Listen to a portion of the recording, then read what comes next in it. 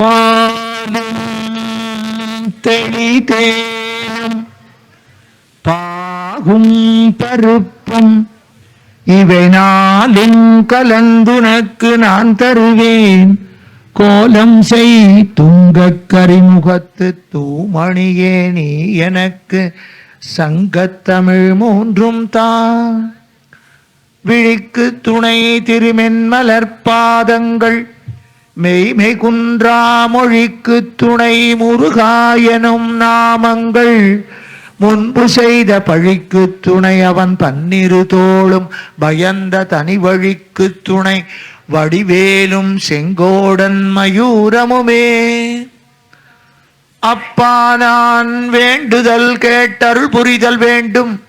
ஆருயிர்கட்கெல்லாம் நான் அன்பு செயல் வேண்டும். எப்பாரும் எப்பதமும் எங்கனும் யான் சென்றே எந்தை நினதருட்புகழை எம்பிகிடல் வேண்டும். செப்பாத மேனிலை மேல் சுத்த சிவமார்க்கம் திகழ்ந்தோங்க அருட்ஜோதி செலுத்திகிடல் வேண்டும். தப்பேது நான் செய்யினும் நீ பொறுத்தல் வேண்டும். தலைவனின்னை பிரியாத நிலைமையும் வேண்டுவனே. பூத்தவளே புவனம் 14 பூத்த வண்ணம் காத்தவளே பின் கரந்தவளே கரைகண்டனுக்கு மூத்தவளே மூவா முகுந்தற்கு இளையவளே மாத்தவளே உன்னை அன்றி மற்றோர் தெய்வம் வந்திப்பதே. அல்லலை போக்கி வெவ்வினையை போக்கி அன்னை வயிற்றிலே பிறந்த தொல்லையை போக்கி போகாத துயரத்தையெல்லாம் போக்கி நல்ல குணத்தை அதிகமாக்கும் அருணை கோபுரத்தின் கீழ் வீற்றிருக்கும் கணபதியை கைதொழுது சேந்தனாக கந்தனாக செங்கோட்டு வெப்பனாக செழுஞ்சுடர்வேல் வானவனாக கந்த கடம்பனாக கார்மையில் வாகனனாக அருணகிரிக்கு அருள் செய்த அனுபூதிமானாக விளங்குகின்ற அருமுகனுடைய சேவடிகளை பணிந்து போற்றி ஒருமானை கரத்திலே வைத்து ஒருமானை சிரத்திலே வைத்து உலகேழும் தருமானை பாகம் வைத்து அருள் செய்வானாக. பவளனிடும் சைலம் போல் வரும் ஆனைமுக பெருமானை தருவானாக. ஒரு யானை மகிழ ஏறும் பெருமானாக அருணகிரியிலே வீற்றிருக்கின்ற அருணாச்சலேஸ்வரர் திருவடிகளை பணிந்து போற்றி காரொழுகும் குழலாளாக கருணை வழிந்து ஒழுகும் இரு கடை கண்ணினளாக மூரால் நிலவு இள ஒழுக புழுகொழுக அழகொழுகும் முகத்தினளாக வாரழகு தனத்தினளாக அழகொழுக வளர்ந்து தெரியாத மருங்குலாளாக சீரொழுகு பதத்தாளான அருணை உண்ணாமுலையினுடைய பாதங்களை துணையாக பற்றி கொண்டு வணக்கத்திற்கும் பாராட்டுதலுக்கும் உரிய நினைத்தாலே முக்தி அளிக்கின்ற இந்த திருத்தலத்திலே சிவனைய செல்வர்கள் நிறைந்து விளங்குகின்ற இந்த புண்ணிய பூமியிலே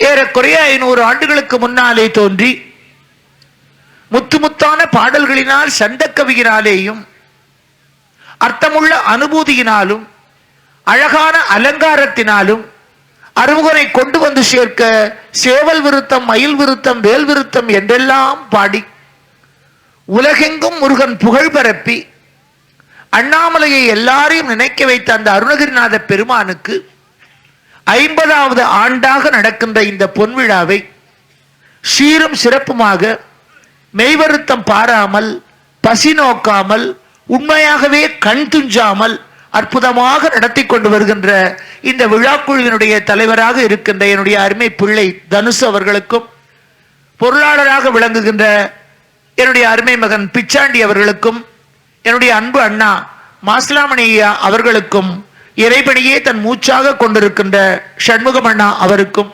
எனக்கு தந்தையாகவும் தமையனாகவும் இருந்து என்னுடைய வளர்ச்சியிலே மகிழ்ச்சியும் தளர்ச்சியிலே ஆறுதலும் தருகின்ற திரு ரத்னம் செட்டியார் ஐயா அவர்களுக்கும் திரு கிருஷ்ணகிரி ராஜா அவர்களுக்கும் மற்றும் இங்கே வருகை புரிந்திருக்கின்ற சான்றோர்களுக்கும் தாய்க்குலத்துக்கும் தம்பி தங்கைகளுக்கும் என்னுடைய பணிவான வணக்கங்களை சமர்ப்பித்துக் கொள்கிறேன். உங்களுக்குத்தான் நன்றி சொல்லணும்.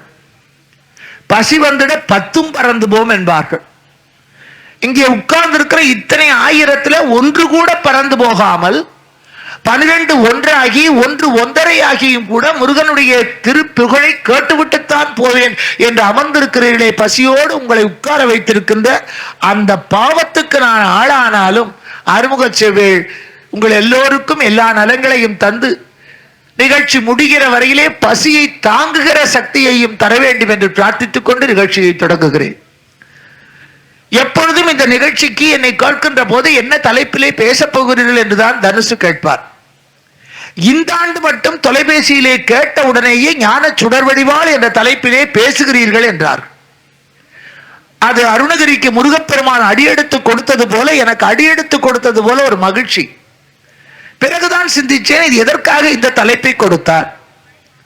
மனிதனுக்கு 60 ஆண்டுகள் என்பது நியாயமாக கிடைக்கக்கூடியது.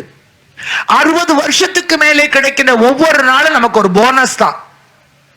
அது எவ்வளவு நாள் ஆண்டவன் போட்டிருக்கானோ அது போனஸ் தான். ஒரு சமயத்துல 8.33 வரும், சில சமயத்துல 20% கூட வரலாம். ஆனா 60 நிச்சயம் சம்பளம். அதனால இங்கே அந்த 60 ஆகிவிட்டால் அப்பொழுது இதற்கு மேலே எனக்கு இருக்கின்ற வாய்ப்பை தர வேண்டுமே என்று காலகாலனாக கம்பன் எம்மானாக காலசம்ஹார மூர்த்தியாக இருக்கின்ற திருக்கடையூரிலே போய் சஷ்டியப்த பூர்த்தியை செய்து கொள்வது வழக்கம். இயலவில்லை என்றால் ஒரு அர்ச்சனையாவது செய்வார்கள், அல்லது தரிசனமாவது செய்வார்கள். அதே மாதிரி இந்த 50 ஆண்டு நிறைகின்ற, ஏனென்றால் ஒரு கழகத்துக்கு ஒரு சங்கத்துக்கு ஒரு அற்புதமான இது போன்ற நிகழ்ச்சியை நடத்துகிறவர்களுக்கு 50 ஆண்டு என்பது மிகப்பெரிய காலகட்டம். மிகச்சிறப்பாக தொடங்கி எத்தனையோ கம்பன் விழாக்கள், எத்தனையோ தமிழ்ச்சங்கங்கள் எல்லாம் 2-3 ஆண்டுகளிலேயே இருந்த இடம் தெரியாமலேயே போய்விட்டது. முதல் இந்த அண்ணாமலைக்கு என்னை அழைத்து வந்தது இந்த அருணகிரிநாதர் திருப்புகழ் சபைதான், இந்த சபைதான். இங்கேதான் முதலாக நான் மேடை ஏறினேன். அருமையண்ணா ராதாகிருஷ்ணன் தலைமையிலே பட்டிமன்றத்தில். உறவேல் எனக்கு இங்கு ஒழிக்க ஒழியாது என்று உங்களோடு நானும் ஒருத்தியாக 2.5 கலக்கின்ற பெரும்பேறு எனக்கும் கிடைத்து விட்டது. இந்த 50 ஆண்டுகள் கட்டிக்காத்த இந்த அருணகிரிநாதர் சபை இன்னும் ஆள்போல் தடைத்து அருகுபோல் வேரோடி அது பல கிளைகளை பரப்பி பூவாகி பிஞ்சாகி காயாகி கனியாகி வித்தாகி உலகமெல்லாம் பரவ வேண்டும் என்ற காரணத்தினாலே எப்படி கடவுளிலே இருக்கின்ற காலசம்ஹாரை வணங்குகிறோமோ அதே மாதிரி காலகாலனுக்கே சுப்பிரமணியனாக இருந்து உபதேசம் பண்ணின இந்த முருகப்பெருமானை அருணகிரிநாதர் எதை வேண்டினாரோ அதை தர வேண்டும். இந்த சங்கத்துக்கு ஜீவனையும் இந்த சங்கத்துக்கு உயிர்ப்பையும் தர வேண்டும் என்ற பாடலான அலங்கார பாடல் அடி கொடுத்திருக்கிறார்கள் அவரையும் அறியாமல். இது நம்ம எல்லாருக்குமே இது அற்புதமான தேவையான ஒரு பாடல். இது ஏனென்றால் ஆலயத்துக்கு எல்லாரும் வருகிறோம், வந்திருக்கிறோம். இதிலே பிரார்த்தனை இல்லாதவர்கள் ஆலயத்துக்கு வருவதில்லை. கண்டிப்பா கோவிலுக்கு வந்தா ஏதாவது கஷ்டம் வந்தா தான் கோயிலுக்கு வருவோம், நஷ்டம் வந்தா தான் ஆண்டவனை துணைக்கு சேர்த்துப்போம், லாபம் வந்தா யாரும் வருவோம். அப்போ அந்த கஷ்டங்கள் வருகிற கஷ்டம் இல்லாத ஆளே இல்லை. தன்னை மறக்க கூடாது என்பதற்காகத்தான் ஆண்டவன் நமக்கு சோதனைகளையும் வேதனைகளையும் தந்து கொண்டே இருக்கான். அப்போ ஆலயத்துக்கு வந்து பிரார்த்தனை என்பது பல்வேறு வகையா இருக்கும். சில பேர் பொன்னை கேட்கலாம், சில பேர் பெண்ணை கேட்கலாம், சில பேர் கண்ணை கேட்கலாம், சில பேர் கணவனை கேட்கலாம், சில பேர் புத்திரனை கேட்கலாம், சில பேர் சத்திரத்தை கேட்கலாம், அதனாலே பதவி கேட்கலாம், சில பேர் படம் கேட்கலாம். எல்லாரும் கேட்கக்கூடியது ஒண்ணுதான், ஆண்டவா என்ன காப்பாத்து. இது எல்லாரும் கேட்போம். உலகத்திலே தோன்றிய எல்லாரும் பொன் வேண்டாம் பொருள் வேண்டாம் என்று இருக்கிற துறவி கூட என்னை காப்பாற்று, ஏனென்றால் அது ஆயுள் என்ற ஒன்றை அவன் தந்தால் தான் நாம இருக்க முடியும், இத்தனையை அனுபவிக்க முடியும். அப்ப அதற்காக அந்த ஆண்டவனிடத்திலே செய்கின்ற பொதுவான பிரார்த்தனை இது. ஆனா ஆண்டவன் காப்பாற்று என்றால் மரணத்தை தள்ள முடியுமா? ஒரு கேள்வி வரும். மார்க்கண்டேயனுடைய மரணத்தை தந்தையான சிவபெருமான் தள்ளி போட்டாரே, அது மாதிரி முருகனை வணங்கினால் நம்முடைய மரணம் தள்ளி போகுமா? அது அல்ல ஞானம். ஏனென்றால் பிறப்பு இறப்பு என்பது நாம நினைக்கிற மாதிரி ஒரு மிகப்பெரிய காரியம் இல்ல. படுப்பது போல, எழுவது போல, உண்பது போல, உறங்குவது போல, உடை உடுத்துவது போல அதுவும் ஒரு சம்பவம், அவ்வளவுதான். யாரோ ஒருவருடைய வார்த்தையிலே வாழ்க்கையிலே அபூர்வமாக நடந்தால் அது சரித்திரம். ஆனால் எல்லாருக்கும் பொதுவாக நடந்தால் அது சம்பவம். இந்த பிறப்பு இறப்பு இந்த பக்கம் வழி விடாம கொஞ்சம் நெருக்கி உட்கார்ந்தீங்கன்னா பரவாயில்ல, வர்றவங்க தயவு செஞ்சு அந்த பக்கமா போலாம். இது புரியணும். இத்தனை பேர் உட்கார்ந்து பசியோட உட்கார்ந்து இருக்காங்க, குறுக்க போனோமா பின்னாடி வழியா போலாம்ல. தயவுசெய்து அப்படி திரும்பி போங்க ஐயா. ஐயா அப்படியே போங்க, அப்படியே திரும்பி போங்க. நீங்க பேசாம இருங்க, அவங்களே போயிடுவாங்க. இந்த நாட்டில் முதல்ல யாரும் சொல்ல மாட்டீங்க, யாராவது சொல்லிவிட்டா பின்னாடி மட்டும் கோஷ்டி. என்ன திட்டு அவன் வாங்கிக்கிட்டு. இப்ப அந்த அம்மா போச்சோன்னு என்ன தான் திட்டுவான். இது முன்னே நீங்க செஞ்சிருக்கலாம்ல. ஒருத்தர் அரோகரானா தான் 5 பேர் அரோகரா. அது ஆண்டவனுக்கு போடுறீங்களா இல்ல அடுத்தவனுக்கு போடுறமானே தெரியாது. ஐயா உட்காருங்க அப்படியே. தயவு செஞ்சு தப்பா நினைச்சுக்காதீங்க. உங்க மகளாக, சிறியவருக்கு தாயாக, முருகனுக்கு இடையூறா இருக்கக்கூடாதே என்பதற்காக சொல்றேன். அப்போ அந்த பிறப்பு இறப்பு என்பது வெறும் சம்பவம். அது எல்லாருக்கும் தெரியும். பிறக்கிற போதே டெத் சர்டிபிகேட் வாங்கிட்டு தான் வரும். நாம வர்ற பொழுதே எத்தனாம் தேதி, எத்தனை மணிக்கு, எந்த இடம், எப்படி என்பது முடிவான விஷயம். ஆனால் இறைவனை வணங்கினால் எப்படி அதை தள்ள போட முடியும்? அதான் கேள்வி. செல்வம் என்பது மனதை பொறுத்தது. செல்வம் என்பது சிந்தையின் நிறைவு. துன்பம் என்பது மனதை பொறுத்ததுதான். 10 கோடி ரூபாய் பேங்க்ல வச்சுக்கிட்டு 10 பங்களாவை வச்சுக்கிட்டு ஐயோ எனக்கு இந்த மாசத்துல வருமானத்துல 1000 ரூபாய் துண்டு விழுந்துருச்சேன்னு அழுதான்னா அவன் அழறதுனாலதான் அவனுக்கு கஷ்டமே தவிர அவனுக்கு ஒண்ணு பண கஷ்டம் இல்ல. காலே இல்லாதவனை பார்த்து செருப்பு இல்லாதவன் சந்தோஷப்படணும். அப்படி காலே ஒடிஞ்சு போனாலும் இது இல்லாம இருந்தா எப்படி வாழ்வோம் நினைச்சு சந்தோஷப்படணும். நீ படுறியான்னு கேட்டா நான் அப்படித்தான் படுறேன். எத்தனை முறை விழுந்தாலும் எத்தனை முறை எழுந்தாலும் என்ன அடிபட்டாலும் நான் டாக்டர் கிட்ட போற வழக்கமே இல்லை. ஒரே தடவை தான் கொண்டு போய் தலையை அறுத்து வச்சுட்டாங்க இவங்க இங்க வர்றதுக்காக. ஏன்னா அவனெல்லாம் வேற எதுவுமே இல்லை. ரத்ன செட்டியார் ஐயா வந்திருக்காரு, ஒரு உதாரணம் சொல்லுகிறேன்.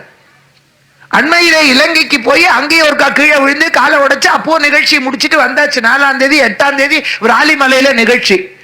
மலை பார்த்திருப்பீங்க பல பேர். செங்குத்தான படி 200 படி. நான் பஸ்ல இருந்தே இறங்க முடியல, அங்கேயே கை கூப்பிட்டேன் முருகா அப்படின்ட்டு. கீழே இறங்கி அந்த 10 படி மாடிப்படியில, இவர் மாடியில் இருக்காங்க, இவங்க துணைவையும் பார்க்க போறேன். 10 படி ஏற முடியல என்னால. ஏறினோன்னு உங்க கேட்ட முதல் கேள்வி, ஏமா மலைக்கு போறியான்னாரு. இதை கேட்காம இருந்தா நிச்சயமா நான் போயிருக்க மாட்டேன். போகிற சக்தி இல்ல. சரி என்ன மலைக்கு போறையான்னு கேட்டுட்டு மாட்டேன்னு சொல்றது தப்பு இல்லையா? மாட்டேங்கிறதோ முடியுங்கிறதோ நம்ம கையில இல்ல. எதுவுமே முடியும் என்று சொல்லுவதோ முடியாது என்பதோ நம்ம கையில இல்ல. ஆண்டவன் அருள் இருந்தால் முடியும், நினைச்சா முடியும். அவர் அப்படி கேட்டுட்டாருன்னு போறேன்ட்டு சத்தியமா அண்ணாமலையார் சன்னதியில முருகன் மீது நாமத்தோட சொல்லுகிற அவர் சாட்சிக்கு இருக்கா. எப்படி ஏறினேன்னு தெரியாது. அவங்க கீழே இருந்து ஆச்சரியப்படுறாங்க, என்ன சொல்றதுக்குள்ள பாதி மலை ஏறிட்டேன். அந்த 200 படியும் ஏறி 6:30 மணிக்கு நிகழ்ச்சி. நான் ஏறும்போது மணி 6, 6:30 மணிக்குள்ள அத்தனை ஏறி முருகனை தரிசனம் பண்ணி மேடைக்கு வந்தாச்சு. இவ்வளவு பெரிய கால் வீக்கம், எலும்பு முறிவு, ஆனாலும் ஏறிட்டு வந்துட்டேன். ஏன் இதை சொல்லுகிறேன் என்றால், நம்மால முடியும் முடியாது என்று நம்மை பற்றி நினைச்சாதான் கஷ்டம். காது வலிக்குது நினைச்சா அது வலிக்கும், பசிக்குது நினைச்சா வயிறு பசிக்கும். அது பசிச்சா கூட கடை இன்னைக்கு உனக்கு 3 மணிக்கு தான் சாப்பாடு, என்ன வேணா கத்து, தீர்ந்து போச்சு. அது அடங்கிடும். இது காரியம் நடக்காதுன்னு தெரிஞ்சா அடங்கிடும். அதான் முக்கியம். அடக்குவதோ அடங்குவதோ நம்ம கையில தான் இருக்கு எல்லாமே. அது இல்லறமானாலும் சரி, துறவரமானாலும் சரி, எதுவானாலும் அடக்குவதா அடங்குவதா என்பதை நாம தான் முடிவு பண்ணணும். நாம அடங்கணும்னு நினைச்சா அடங்கிக்கிட்டே தான் இருக்கணும், அடக்கணும்னு நினைச்சா அடக்கிக்கிட்டே தான் இருக்கணும். இப்ப அந்த துன்பம் என்பதும் உள்ளத்தை பொறுத்தது, இன்பம் என்பதும் உள்ளத்தை பொறுத்தது. இப்ப அந்த பிறப்பு இறப்பு 2 சம்பவம். ரயிலுக்கு போகணும், 9 மணிக்கு ரயில். சில பேர் கரெக்டா 8:50க்கு தான் அந்த பிளாட்ஃபார்முக்கு வருவாங்க. மற்றவெல்லாம் அலமோதிட்டு இருப்பாங்க. 8:50க்கு 9க்கு ரயில் என்றால் 8:50க்கு தோல்ல ஒரு பையன் மாட்டிட்டு வந்து கொஞ்சம் கூட அலட்டிக்காம வண்டியில ஏறி அவர் சீட்ல உட்கார்ந்து பைய கீழே வச்சுக்குவார். ஏன்? அவர் ரிசர்வ் பண்ணியிருக்கார். ஏற்கனவே இடம் அவருக்கு ரிசர்வ் ஆயிடுத்து.